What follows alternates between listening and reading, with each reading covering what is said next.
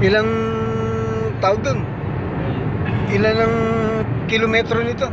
Ilang kilometer to? 11.6. 11.6 kilometer. Saudi Bridge from to going to Bahrain. Ano lang, causeway lang. Causeway. Yung causeway patong roon, iba na naman. Oo. Another ano naman yun? Kilometer na naman yun. Malayo pala talaga.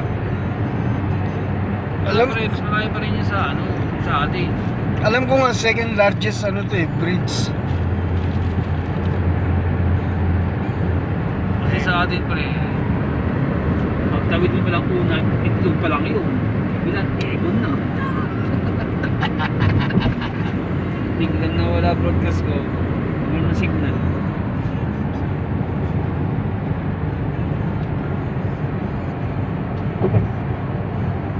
Ayan.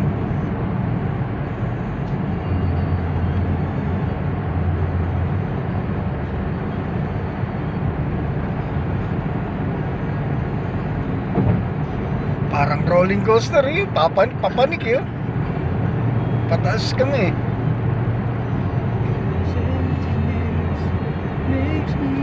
Paunti-unting pataas to eh.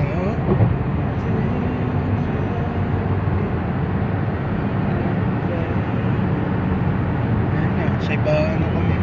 Ibabaw na. 11.6 kilometer.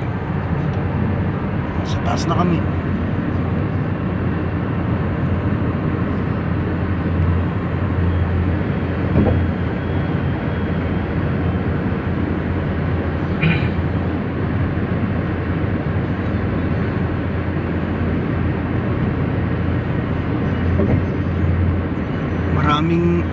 Maraming lamang hayop ang dagat, maraming isda.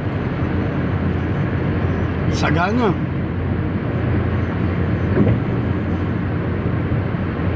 Konti lang ang kumukuha lang sila diyan pang kain, mga pan-supply sa mga sa mga tao. Pero yung pang gagawin nilang pangkabuhayan, i-export sa ibang bansa yung kanilang isda, hindi nila ginagawa. Para sa kanila lang yun. Ganun din dapat sa atin yung mga farmer. Pag-anuhin ng mga pag-ibayuhin ng ang pag-agrikultura. Para sa mga tao, hindi para ibenta sa ibang bansa. Puro kayo kalokohan eh.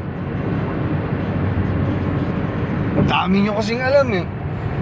Kahit nung wala pang TikTok, ang dami nyo nung alam. Lalo pa kayo may TikTok. Naku po. Kahawa na yung maliliit na mamamayan tulad namin. Kung hindi pa kami mag-abroad, hindi pa kami may bibigay ang pangailangan ng aming mga anak.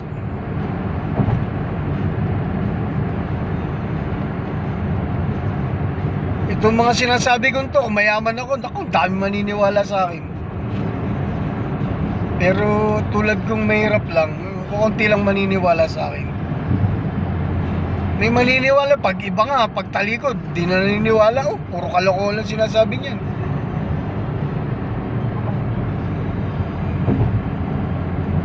Sana pagyamanin natin ang ating bansa. Tangkiligin natin. Huwag natin ibenta yung ating mga produkto. Ano lang ipakain sa mga tao. Suportahan natin ang ating agrikultura. Ayun na, Bahrain Causeway.